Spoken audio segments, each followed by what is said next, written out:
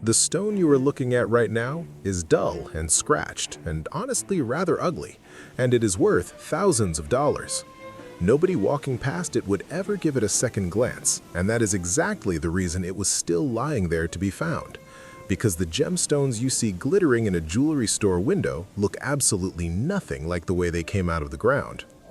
Nature never hands you a polished gem, and what she offers instead is a cloudy and pitted little thing covered in a dull, rough skin. So how many people have picked up a real treasure, turned it over in their fingers, and tossed it right back into the dirt? The answer is far more than you would ever believe, and it happens every single week in creek beds and gravel piles across this country. Today, you are going to learn the ugly stones that turn into some of the most valuable gems on the entire planet once they are cut. You will learn exactly what each one looks like in its raw state, and the simple tests that reveal what is hiding under that dull skin. You will also learn the common rocks that pretend to be them, since the imposters fool more beginners than anything else out there. And I will show you one more stone at the end that hides better than all of them. One that most people would never recognize at all. Every one of these stones can be found somewhere in the United States, and some of them in fields that welcome the general public. You will not need machinery or a fortune in gear, since a screen and a bucket and a careful eye are honestly most of the equipment.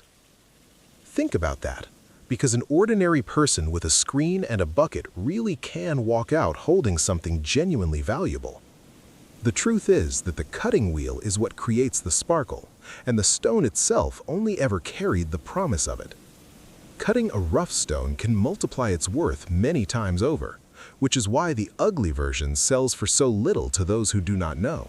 So stay close with me, because you are about to learn to see treasure in exactly the stones that everybody else throws away. So to start off right, the first thing to understand is why a valuable gemstone looks so disappointing when you first find it. A rough gem spent millions of years underground, and then it was ripped loose and tumbled down creeks and battered against other rocks. Valuable gems are usually dense, so they feel surprisingly heavy for their size when you bounce one gently in your open palm. And nearly all of them are hard, so they will scratch glass and steel, while the ordinary rock around them scratches nothing at all. Carry a shard of glass and a steel knife in your bag, and those two cheap objects will do more work than any expensive gadget.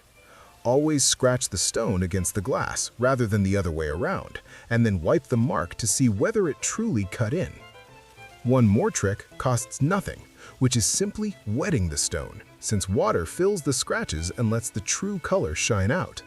A stone that looks like a gray nothing when it is dry can suddenly glow deep red or blue the second it becomes wet in your hand. That is why experienced hunters always carry a bottle of water and why they never judge a single pebble while it is still dusty. Now let us meet the first ugly stone, and it is the one that turns into what many people consider the most valuable gem in the world. That stone is the ruby. And a fine ruby can be worth more per carat than a diamond of the very same size, which surprises almost everyone. Ruby is simply the red form of a mineral called corundum, and its red comes from a trace of chromium hiding inside the crystal. In the rough, a ruby is often a dull raspberry to brownish red lump that looks cloudy and opaque under a chalky skin of soil. It rarely looks red at all until you wet it or hold it up against a strong light, and then a deep, warm glow appears from within. Ruby grows as a flat, six-sided tablet, or sometimes as a stubby barrel shape, and that shape is one of your very best clues. It often comes out with pieces of its host rock still stuck to it, since rubies form inside marble and inside certain dark volcanic rocks.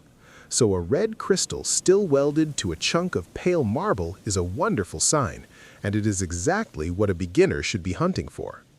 Now for the test that settles the argument, since ruby sits at 9 on the hardness scale, and only diamond is harder than that. A ruby will scratch a steel knife blade with almost no effort, and nothing in your pocket will ever leave a mark on the ruby. The stone that fools everyone is red garnet, which is beautiful too, though it is softer and grows as a rounded ball with many faces.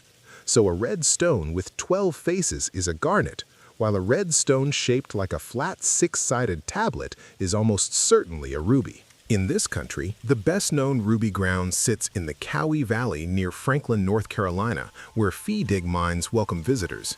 The rubies there hide inside a soft, weathered clay, and visitors wash bucket after bucket of it through screens to find them. Gem-quality material is honestly uncommon there, and yet even small cracked crystals are real corundum and worth taking home. A fine-cut ruby with a rich red color can bring thousands of dollars for a single carat, which explains all the patience people show. Rubies above 1 carat get expensive very quickly, mostly because chromium stunts the crystal and keeps most of them frustratingly small. Now for the second ugly stone, and this one is the same mineral as the ruby, only wearing a completely different set of colors. That stone is the sapphire, since corundum in every color other than red is called sapphire, including blue and yellow and green. And here is the part that stuns people, because rough sapphires from American creeks look like nothing at all worth picking up. They usually appear as small, pale pebbles in washed-out steely gray, dull green, or a tired-looking blue with no fire whatsoever. They look like the flat little chips of glass you might see beside a road, which is exactly why so many hunters throw them away. The state of Montana is the great American sapphire country, and the gravels of Rock Creek and the Missouri River have produced millions. Those Montana sapphires are famous for shifting color between light sources, glowing one shade in the sun and another indoors. There is also a legendary spot in Montana called Yogo Gulch, where the sapphires come out of the ground in a rich cornflower blue. Those Yogo stones need nothing done to them at all, and that is genuinely rare in a world where most sapphires are heated in a furnace. Almost every sapphire in a jewelry store was heated to a temperature hotter than flowing lava, which transformed its dull color into fire. So the gray-green pebble you nearly threw away is often exactly the same stone that becomes a brilliant blue gem after treatment. That is the whole reason these dull pebbles are worth money, since a buyer knows precisely what heat will unlock inside them. To find sapphires, you work gravel the way people work for gold, screening buckets of creek material and studying the heavy leftovers. Corundum is dense, so it sinks to the bottom of your screen and rides in the center along with garnet and heavy black grains. Flip the screen over onto a flat surface, and the sapphires will be sitting near the middle of the pile, if they are there at all. Look for a pebble that is rounded and yet slightly angular, often shaped like a squat barrel with flat ends on it. It will feel heavier than it looks, and its surface will often be pitted and etched rather than smooth like a water-worn quartz. And of course, there is the hardness test, since a sapphire will scratch a steel knife and even scratch a piece of topaz with ease. Nothing else in a Montana gravel pile will do that, which makes hardness the single most reliable test you can perform in the field. Garnet rides in that same gravel and looks tempting, and yet garnet is softer and grows as a rounded ball with a dozen little faces. Be very careful with the perfectly clear stone, because a beautifully transparent pebble in a creek bed is almost always plain quartz. Real sapphire is usually a little cloudy, with tiny internal veils that catch the light when you turn it toward the sun. Those veils are called silk, and they form from needles of another mineral trapped inside the crystal as it grew underground. So a faint cloudiness is not a flaw to fear, since it is often the fingerprint proving that your stone grew in the natural world. Now, before we look at our next ugly stone, I want to share something that can seriously speed up how fast you learn all of this. I run a members area here on the channel, built for people who are serious about identifying what they find with real confidence. Inside it, each month I take one gemstone and break it all the way down, from how it forms to how you can test it at home. If you want that kind of edge, just tap the join button on your screen and come be part of this growing community of gem hunters. And if you have not done it yet, please tap subscribe as well, so the next discovery lands on your screen the moment it goes live. Now for the third ugly stone, and this one hides in the most insulting way possible, since it looks like a worthless chunk of glass. That stone is topaz, and a fine-cut topaz can be a spectacular gem, though in the rough it barely earns a second look from anyone. Most natural topaz is colorless or a pale straw yellow, and it turns up as a dull and frosted glassy lump sitting in a pile of gravel. There's a stubborn myth that topaz is always blue, and yet nearly every blue topaz in a shop was colorless before a laboratory changed it. So the drab, clear crystal you nearly kicked aside may be exactly the material that becomes a brilliant blue gem on a jeweler's bench. A rare and genuine wild blue topaz does exist, and it is the official state gem of Texas, found in the Granite Hills of Mason County. For anyone who cannot reach Texas, the state of Utah offers public land at a place called Topaz Mountain, open to any hunter. There, topaz weathers out of pale volcanic rock, and the crystals come out sherry brown before sunlight slowly fades them to clear. So the very sun that makes them easier to spot is quietly stealing their color, which is one of the stranger facts in this whole hobby. Topaz grows as a long crystal with lengthwise grooves down its sides, and its ends often come to a slanted chisel-like tip. It is quite heavy for its size, noticeably heavier than a quartz crystal of exactly the same dimensions sitting beside it. Its hardness is 8, so it scratches glass and steel effortlessly, though a sapphire will still scratch the topaz in return. Now here is the detail that separates topaz from quartz forever, and it is honestly the most useful clue in this entire section. Topaz has a perfect cleavage straight across the crystal, which means it splits along one flat plane as smooth as a mirror. So look for a single flat and glassy and perfectly even face on a broken end, since quartz to never break that way no matter what. One flat mirror face means topaz, and curved scoops mean quartz. And that single distinction will save you countless wasted hours. That cleavage is also why cutters treat topaz so carefully, since a careless tap can split a valuable crystal right in half. So never test a suspected topaz with a hammer, and instead study its broken surfaces gently under a loupe in good light. One Texas family once used a huge topaz crystal as a simple doorstop for years, before a museum finally recognized what it really was. So how does a regular person actually turn all of this knowledge into a real gem sitting right there in the palm of their own hand?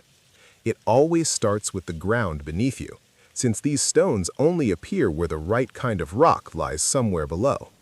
A quick look into your state, your county, or a nearby rock club will tell you fast whether gem material has ever turned up close by. Then you work the gravel, screening creek material and studying the heavy leftovers rather than wandering the hills at random. Focus on the inside of river bends and the pockets behind boulders, since that is exactly where heavy stones settle out of the current. Searching right after a rain helps enormously, since the dust washes away and the true colors leap out of the clean, wet gravel. I will be honest here, since most days you will find nothing but ordinary rock, and that is simply the nature of this hobby. But a small find is a wonderful sign, since one poor crystal proves the right ground is under your feet, and better ones may follow. So keep every odd stone you are unsure about, because a dull chip in the field can become obvious once it is clean and dry at home. And always check the rules before digging, since much of the best ground is private or claimed, and permission costs nothing to ask for. Before we wrap up, there is one more stone worth planting in your memory, and it is the champion of hiding in plain sight. That stone is the diamond, and in its rough state, it may honestly be the single most disappointing thing you will ever pick up. Most rough diamonds are pale yellow or brown or a smoky white, and the icy colorless stone of a jewelry store is genuinely rare. Look for a small stone shaped like two little pyramids joined base to base, with rounded triangular faces on every side. That 8-sided shape is the natural signature of a diamond, and it is nothing like the pointed 6-sided column of quartz. Diamonds also repel water, which is a strange and lovely fact, since mud and rain slide right off them and cling to ordinary rock. So a suspiciously clean little stone sitting in a field of wet mud deserves a very careful look before you walk away from it. And there is a plowed field in Arkansas where the public digs for diamonds and legally keeps whatever they manage to find. Roughly 600 stones turn up in that field every year, found by ordinary families rather than by miners or by geologists. Most of them weigh a fifth of a carat or less, so nobody is retiring on a single weekend, and that is worth saying out loud. But somebody once picked up a stone there of more than 40 carats, and it remains the largest diamond ever found in this country. It was named the Uncle Sam, and it was found by an ordinary man simply working that plowed field. So the ugliest stone on this entire list is also the hardest and the most famous, which is a lovely joke that nature plays on us. If you want to go deeper into all of this, I put together a book for people who want more than any single video could ever give them. It is called Gemology Journey for Beginners. Inside it, I walk you through simple tests you can do at home, using plain, everyday language and common tools instead of confusing science. You learn hardness and weight and luster, and you learn the imposters that cost beginners real money when they finally sell a stone. But if right now is simply not the time for that, there is honestly no problem at all, because you can keep learning here with me for free. Just subscribe to the channel, leave a like if this helped you out, and watch the next video that is already waiting there on your screen. In it, I show you even more hidden treasure that might be resting quietly in the ground much closer to your home than you would ever guess. Thanks for liking and subscribing. Good luck, Gem Hunter!